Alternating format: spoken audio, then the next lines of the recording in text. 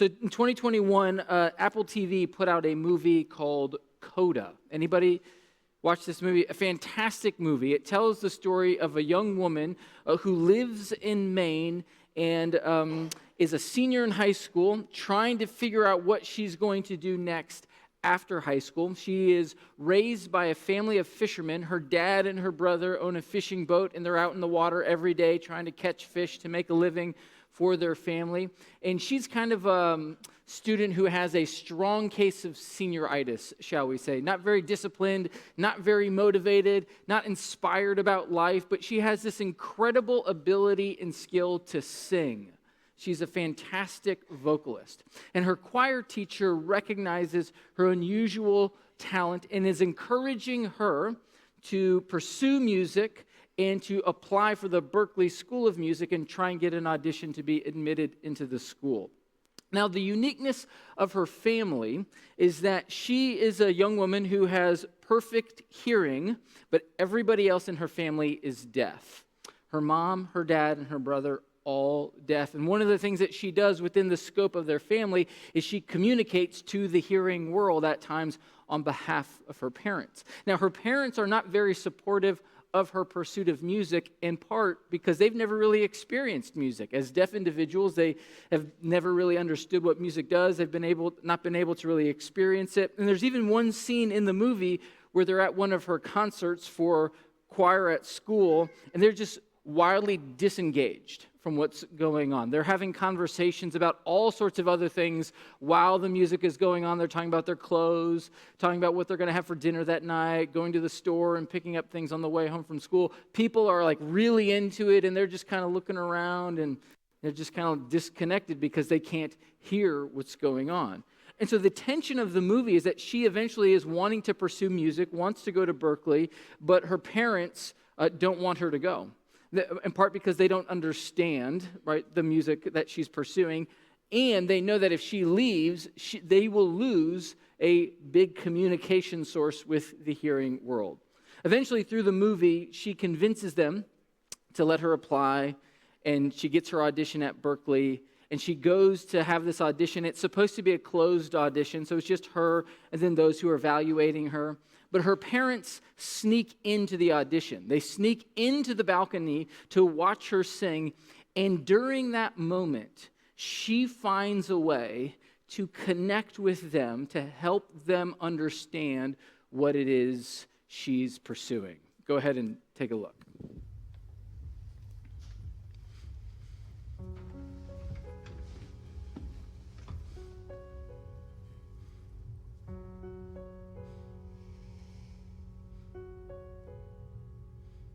Rows and flows of angel hair and ice cream castles in the air and feather canyons everywhere.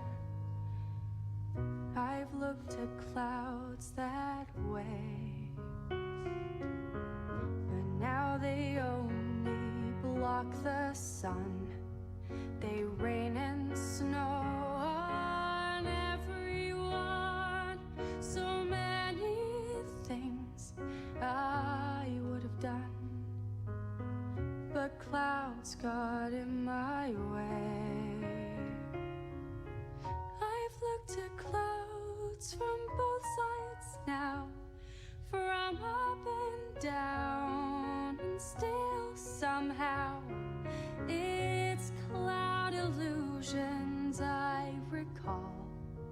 I really don't know clouds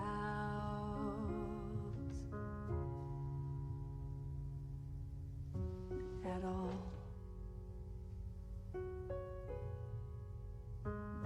Moons and Junes and Ferris wheels, the dizzy dancing away you feel as every fairy tale comes real. I've looked at love that way, but now it's just another show. You leave 'em laughing when you go, and if you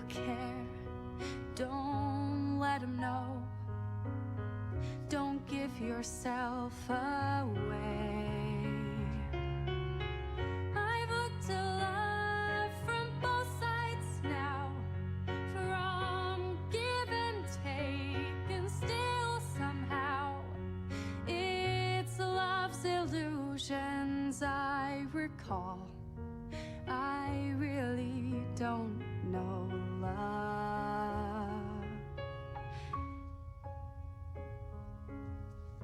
at all.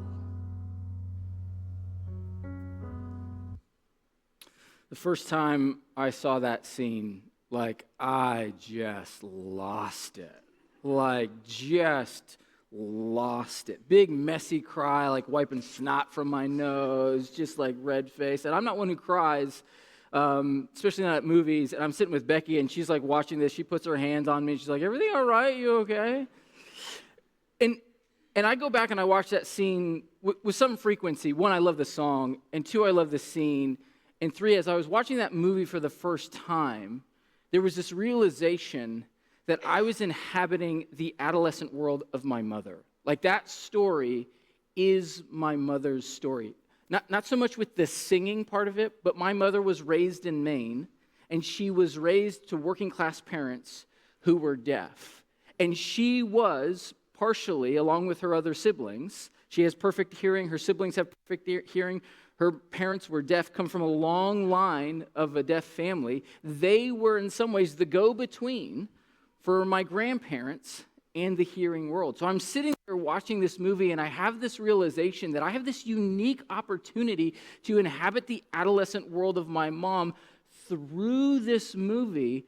And it was just so touching because the nuances of the movie, of the deaf community against the hearing world, just those two worlds clashing, are just really well done in this movie. And I'm like, this was my mom's life growing up. And here I can experience a small part of it, which captures the power and the potential that stories have to connect with and impact people.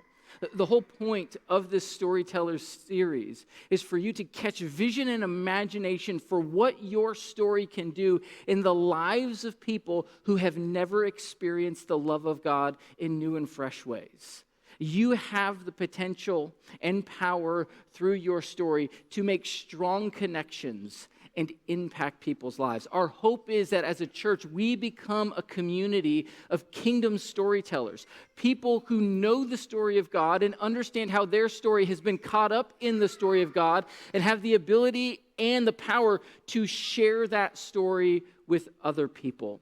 And through the course of this series, we've been talking about this simple pathway. How you become that person is by doing 5 simple things. Those 5 things are: 1, you hear from God. You put yourself in a posture where you can regularly hear from God. 2, you seek to know God's story and how your story is caught up in God's story. And then the priority of your relationship with God is to be with Him, just to be in relationship with Him, to receive from Him, to receive His love, to build that tight relationship so that you can go out into the world and love God by way of loving other people, ultimately so that you might have an opportunity to tell the story of God as it is becoming your story. And so we've been going through these 5 things, and today we come to the end of tell. What does it mean for you to tell your story as it's framed under the umbrella of God's story? Now, I would guess that as we move through this series, you might have been asking yourselves some questions about all this along the way. The question being why? Why do this? 2, how do I go about telling my story? And then 3, to whom? Who should I tell my story to? And so all I want to do today as we conclude our time together and conclude this series is just simply answer those 3 questions: the why question, the how question, and the to whom question, by way of 3 passages: Romans 10, Colossians 4, and Luke 10. And we're going to start in Romans 10, answering the question, why? Why go through the work of knowing your story so that you can hopefully have an opportunity to tell your story? Now, the context of Romans 10 is that Paul is talking about his desire to see his people, the Israelites, come to true faith in Jesus. The storyline of the scriptures is that God chose Israel to be his people, to be his special possession. But repeatedly through the scriptures, Israel is wandering away, they're straying away. God is continually sending people to call them back to him. And once you cross into the New Testament, we see that God has sent his son Jesus to be not only the Savior of the world, but also a prophetic voice to call the people back to him. But as we see in John 1, Jesus was sent to his own. He came to that which was his own, it says in John 1, verse 11, but his own did not receive him. So from there, God is reaching beyond the Jewish people, reaching out to Gentiles, non-Jewish people, to create a new family of faith that extends beyond Israel, but his desire is still that Israel would be a part of God's family. This is what Paul says in Romans 10, verse 1. Brothers and sisters, my heart's desire and prayer to God for the Israelites is that they may be saved. Again, Paul is talking about his own desire for his people to experience and receive salvation. And we would say, as followers of Jesus at Meadowbrook Church, living in Wauwatosa and beyond, that's our same desire.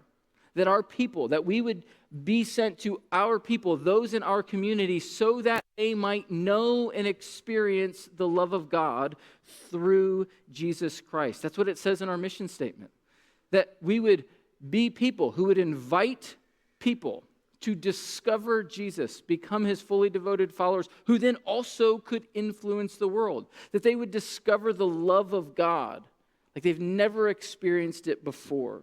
And this whole idea of salvation isn't just that, hey, we get to go to heaven when we die, but it's about being whole, it's about being healed, it's about being restored to the image of God, the way that God intended people to live.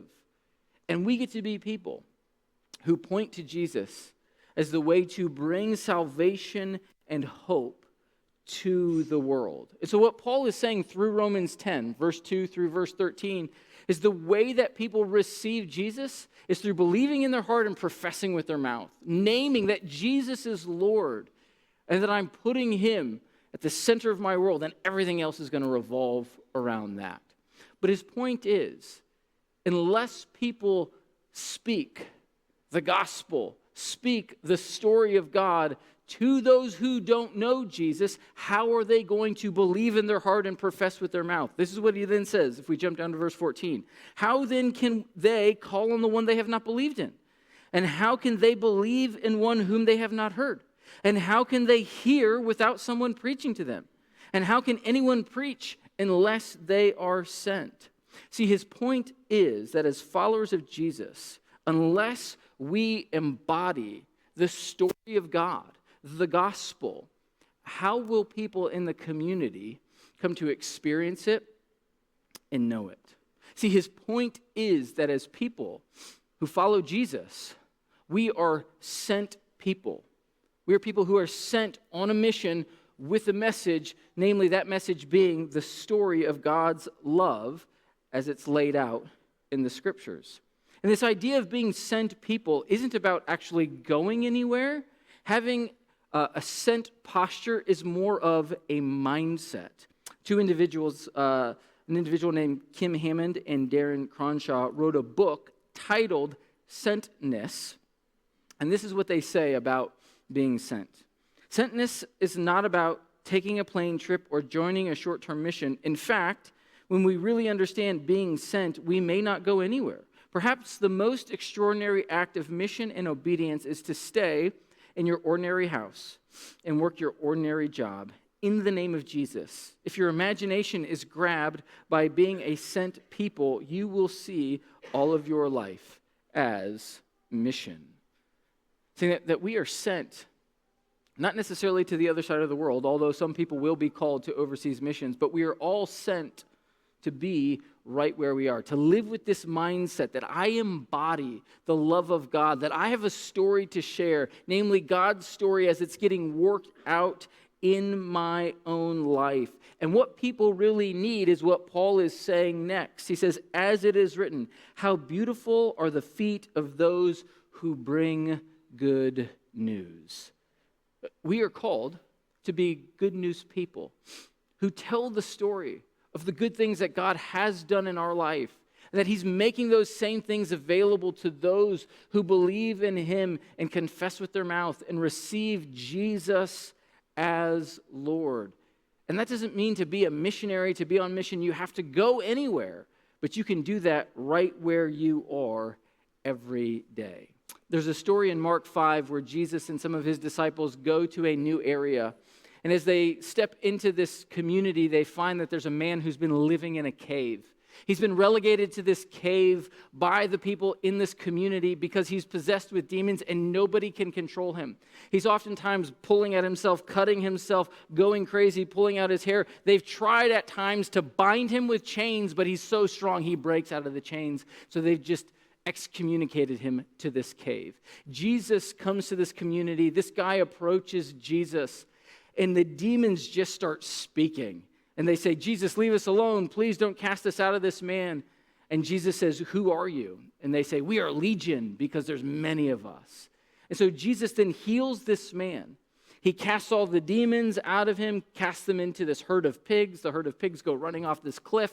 People in this community see this and their minds are blown and they're like, this guy's got to get out of here. What's going on? Like it says they're afraid and they actually ask Jesus to leave, and Jesus starts to move on. The man that he's healed follows Jesus, and it says in the text in Mark 5 that he begged Jesus to allow him to come with them. Please let me come with you.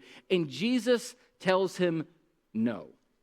It says, this is what Jesus says in response. Go home to your own people and tell them how much the Lord has done for you and how he has had mercy on you. He's basically saying, go to your people and demonstrate to them and tell the story of what God has done for you so that they might know that the love of God, the redemption of God is available to them through your story. See, the point is your story matters. Your story matters because your story is a testimony of the goodness and the faithfulness of God working its way out in your life. You have a story to tell. Psalm 107 verse 2, let the redeemed of the Lord tell their story. Your story matters. So why be interested in this? It's because your story matters. Your story has the potential to bring hope. It has the power to change somebody's life. The question is, well then how? How do I actually tell my story? And that's where we go to Colossians chapter 4. Colossians 4, this is the final passage, the final chapter of Paul's letter to the church in Colossae, and he begins chapter 4 in this way. It says, devote yourselves to prayer, being watchful and thankful, and pray for us too, that God may open a door for our message, so that we may proclaim the mystery of Christ, for which I am in chains. Pray that I may proclaim it clearly as I should. Be wise in the way you act towards outsiders. Make the most of every opportunity. Let your conversation always be full of grace, seasoned with salt, so that you may know how to answer everyone. So it's thought that Paul is writing this letter from prison as it references his chains in verse 3. At the end of the book, in chapter 4, verse 18, he references his chains again, which means even in prison, Paul is living as a sent person. Even in prison, Paul is finding ways to share his story and share the good news of what God has done in his life. And notice where he says the starting point should be for telling your story. There's one word that he uses 3 times in this passage. And we regularly say that when doing Bible study, one of the clues for meaning is repeated words. When you find a repeated word in a text, it probably has some clue to this is what Paul is trying to say, or this is what this passage is about. And the word that's repeated here is prayer. Paul says the starting point for how to tell your story is to be prayerful. He says it in verse 2, devote yourselves to prayer. Verse 3, and pray for us too. Verse 4, pray that I might proclaim it clearly as I should. Repeatedly, Paul is saying, pray, pray, pray. Be prayerful. See, prayer is this act of dependence. It's a naming for God and for others that, like, I need help. Like, I can't do this on my own. I can't figure this out on my own. I don't have the strength and the ability. And that means prayer is also one of the ways we access God's power. Paul says that in Ephesians chapter 1, he's praying for the church in Ephesus, that they may experience the incomparably great power for us who believe.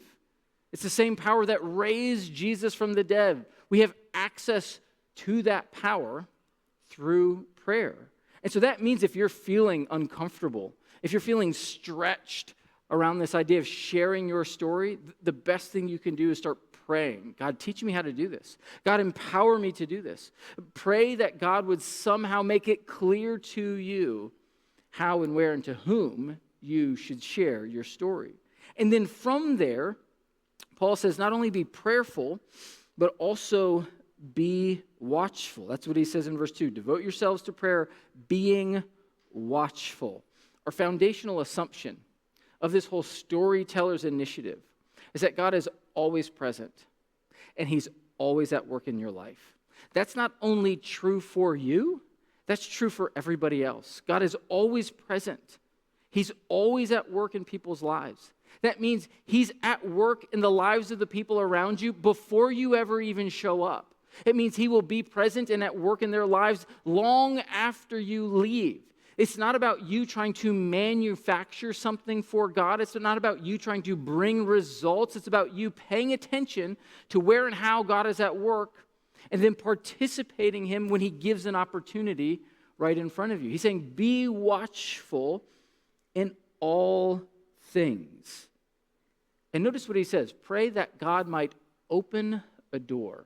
It's not as though we have to open a door. It's not as though we have to force our way into anything. Our responsibility is to be watchful, to be ready, to be alert, so that when a door does open, all we have to do is walk through it and participate with what God is doing. And the last thing he says in this passage is to be thoughtful, be prayerful, be watchful, be thoughtful. He says, be wise in the way that you act towards outsiders. I don't know if you're aware of this or not, but the world doesn't have the greatest view of the church these days, right? The world doesn't often think all that highly of those who follow Jesus for a whole variety of reasons. And Paul is saying one of the things you can do to reverse that trend is to give people a different experience about who God is through you engaging with them. Be wise in the way you act towards outsiders. Give them a different experience so that they could see through you God's love, mercy, and grace. There's a guy by the name of Kerry Oberbrunner. He wrote a book called Your Secret Name. It's a book about finding your identity in Jesus. It's a book about trying to become the person that God created you to be. And he tells this story in this book about a time when he was working out at a gym, and he saw this older gentleman fumbling with an MP3 player, trying to figure out how to use it. Kerry said, I just wanted to keep working out and just kind of do my own thing, but I kept looking at this guy, and he needed help, so I just went over to him and offered a little bit of help, and the guy was really frustrated, and he's like, hey, I'm Bob, I really like jazz music, but I can't figure out how to work this thing, almost as though he was working with it like it was a radio, and he was going to somehow like tune into the right frequency and listen to jazz music. He couldn't figure out how to get jazz music on his MP3 player. So Kerry was talking to him, trying to help him out, and somewhere along the way he said, do you want me to help you get all of your jazz music? Because he's got all these piles of CDs and got music on his computer. Get that onto your MP3 player? And he's like, yeah, that would be great. So they set up this time where Kerry went over to Bob's house, and he said he lived in this cramped apartment. And had this little cramped corner in the back of his apartment where his desktop was. And they went back there and they started transferring all of his music from his CDs and on his computer into his MP3 player. And he learned somewhere along the way that Carrie's wife had died not that long ago. And she was the main breadwinner of the family. And they had this, single family home, but he couldn't afford it anymore. And so he had to downsize to an apartment. And he didn't want to get rid of any of his possessions, so he's kind of living as a hoarder with all the memorabilia of his wife surrounding him all the time, but also feeling very isolated and alone. And they're just having this conversation through an afternoon of loading music onto his MP3 player. And over time, built a relationship, would see him regularly at the gym, and then eventually started to invite him to church. Say, hey, why don't you come to church and just be a part of our family at church? And over time, Bob started attending church with Carrie, and then one day actually gave his life to the Lord and found a whole new family of faith that he'd been longing for this whole time. And it all started because Carrie was watchful and prayerful at the gym, noticing somebody who needed a little bit of help with an MP3 player. See, when it comes to sharing your story, it's less about technique and it's more about trust. It's not about getting, I got to be really eloquent, a speaker, I got to do all of these things. Paul says in Romans 10, he's using this term preaching. How are they going to hear unless somebody goes and preaches? It's not about you being a preacher. It's not as though you have to take this homiletics course and become really eloquent. It's not about your technique as much as it is about being open and trusting that God will use you. And all you have to do is know your story in a way that you can simply share your story. Paul is saying, if you are prayerful, if you are watchful, if you are thoughtful, if you're open to how God might use you, you never know what he's going to do. The how of telling your story is less about the technique of it, and it's more about trust. But then that raises the question, okay, but to whom? Like, who am I supposed to share my story with? Am I just supposed to go out on a street corner and start shouting it from the mountaintops? Am I supposed to go door to door in my neighborhood and knock on everybody's door and say, hey, I got a story for you. Let's grab a cup of coffee and force your way in? What Jesus demonstrates in Luke chapter 10 is a filter that we should use when asking and answering the question of who. Who should I share my story with? Now, in Luke 10, Jesus is about to send out a bunch of disciples. He's already named his 12, but he's also expanded his followers to a group of 72, and he's getting ready to send them out ahead of him to these towns throughout Galilee that he will go and visit. This is what we read. This is Luke chapter 10, verse 1. After this, the Lord appointed 72 others and sent them 2 by 2 ahead of him to every town and place where he was about to go. He told them, the harvest is plentiful, but the workers are few. Ask the Lord of the harvest, therefore, to send out workers into his harvest field. Basically, what he will go on to do in the next few verses is tell his disciples to look for persons of peace who will highlight the open door that God is giving. And he goes on to say, here's how you find a person of peace, verse 5.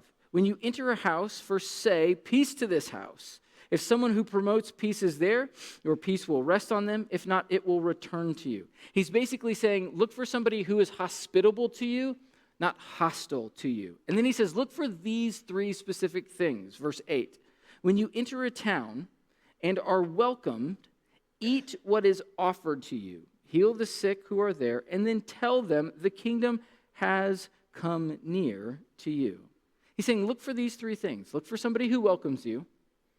Look for somebody who's willing to serve you. And look for somebody who listens to you.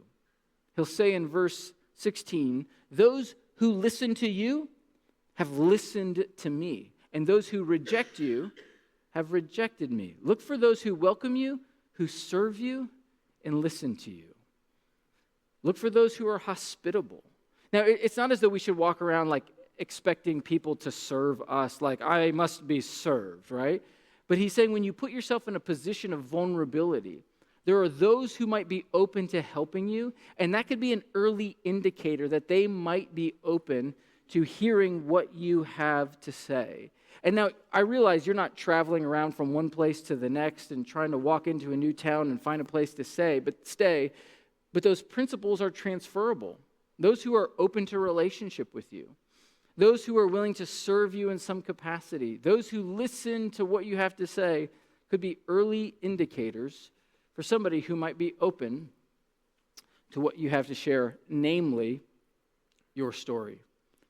And in my life over the last week and a half, God has been putting one little sphere of my world in front of me. In a way, he's asking me, Brian, are you going to be open to what I'm doing here? at the start of the new year, I joined a gym with my wife over in the village. It's called Legacy Gym. Go there 2-3 times a week. And I like to be efficient with my workout. I like to go in, work out, and get out. I have more relationships in my life than I know what to do with.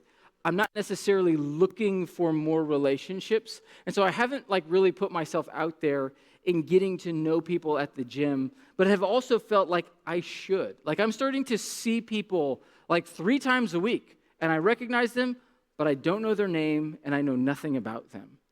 And it was just this last week, God was asking me, are you willing? Are you open?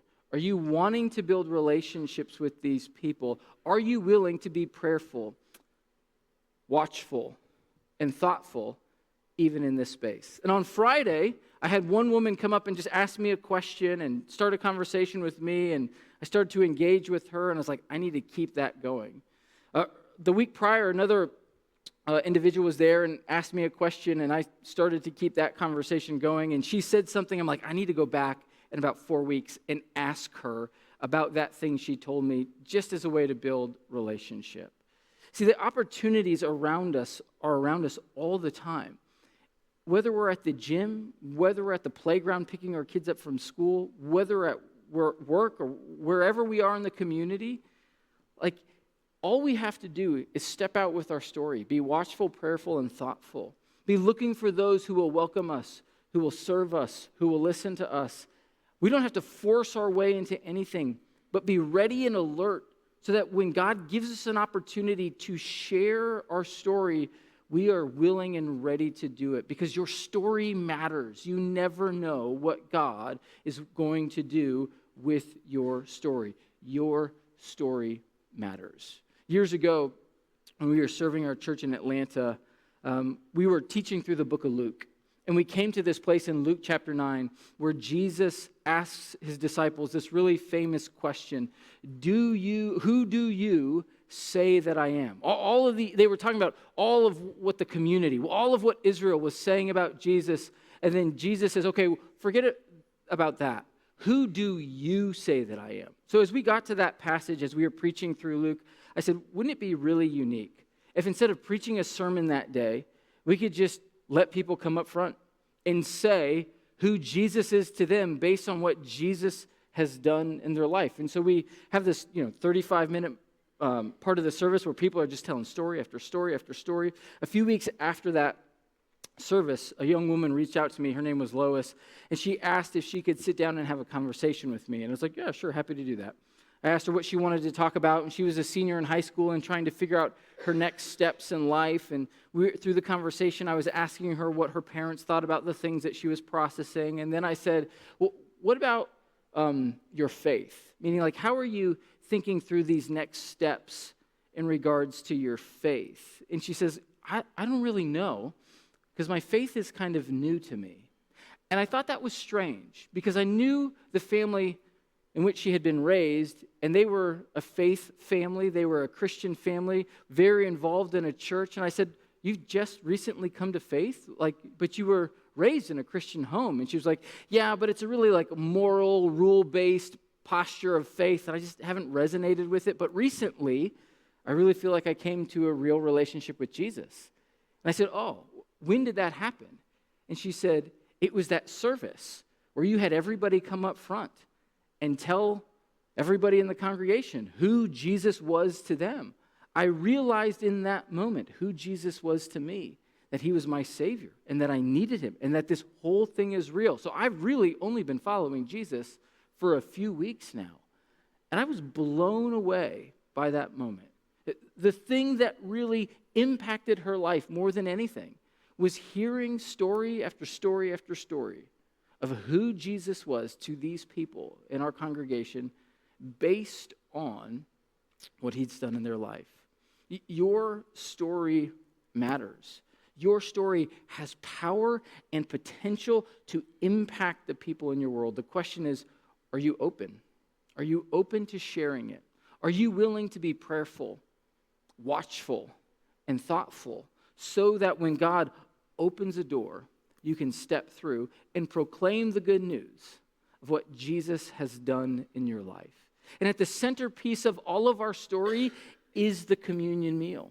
It's this meal set before us that reminds us of God's love for us and how he left the right hand of the Father to come and not only call Israel back to himself, but to call us as well, to demonstrate how much he loves us, so that his story would become our story, that his story of death to life would become our story, of being trapped in the dominion of darkness and being brought into the dominion of incomparable, glorious love and light.